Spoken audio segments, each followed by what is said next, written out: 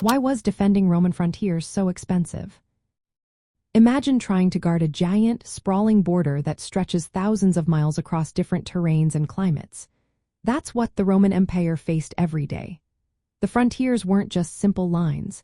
They were complex zones filled with natural barriers like rivers and deserts, along with man-made defenses such as walls, forts, and roads. Building and maintaining all of these cost a lot of money. The Roman armies stationed along these borders were huge. They kept watch and responded to threats constantly. Each soldier needed pay, food, armor, weapons, and shelter.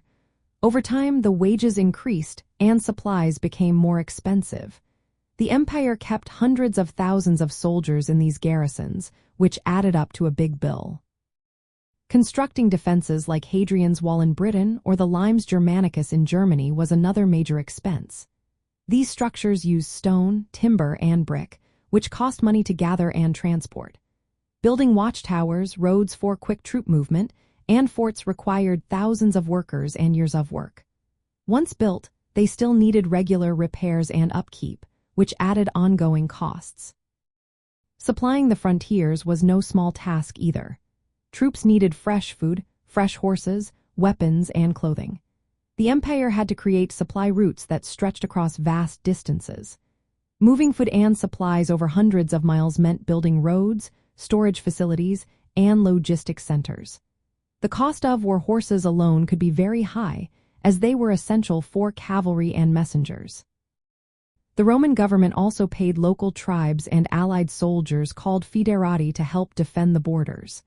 Sometimes they paid them in money, sometimes in land or other benefits.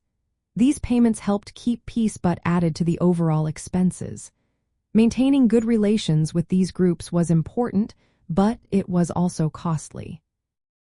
Running the entire frontier system required a large bureaucracy. Officials managed troop movements, gathered intelligence, and coordinated logistics. This administrative layer added more expenses beyond just the soldiers and construction. Over time, the Roman economy faced inflation. The government often debased the currency, reducing its silver content, which made money worth less. This inflation increased the costs of paying soldiers and buying supplies, putting more strain on the treasury. All these factors combined made defending the Roman borders an expensive effort. It was a huge investment to keep the empire safe from invasions and raids. The Romans believed this expense was necessary to protect their wealth, citizens, and lands.